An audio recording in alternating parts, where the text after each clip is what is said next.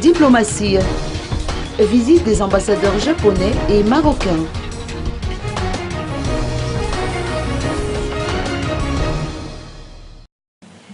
Béatrice Attala, ministre des Affaires étrangères, a reçu les ambassadeurs du Japon et du Maroc aujourd'hui dans son bureau d'Annecy. La coopération avec la Grande Île a été au centre des discussions, a-t-on appris durant l'intervention des deux diplomates devant la presse. Écoutons les explications de l'ambassadeur marocain, son Excellence M. Mohamed Amar. Les relations bilatérales entre les deux ministères, le ministère des Affaires étrangères du Maroc et le ministère des Affaires étrangères de la Grande Île.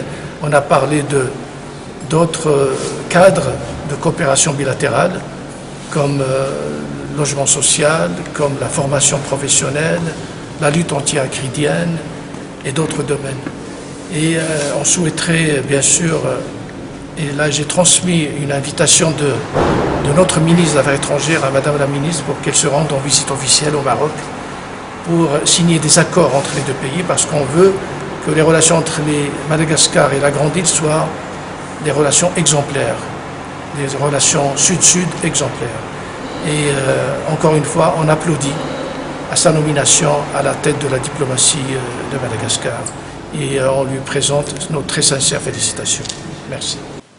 Le diplomate japonais, pour sa part, a évoqué les préparatifs en vue de la visite du président malgache au Japon. Écoutons ses propos.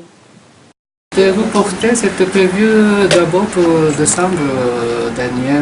Ça devait être reporté à cause des raisons domestiques du Japon, mais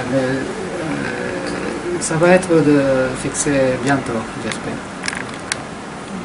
Dans les quelques mois qui viennent. À quoi consiste cette visite?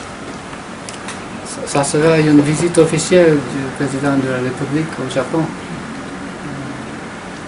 Et la dernière fois que ça s'est passé, c'était en 1965, quand le premier président de la République, M. Tirana, a été au Japon en tant qu'hôte d'État. Donc, ça signifie en certaine façon notre relation bilatérale sur un nouvel plan, même, après 50 ans.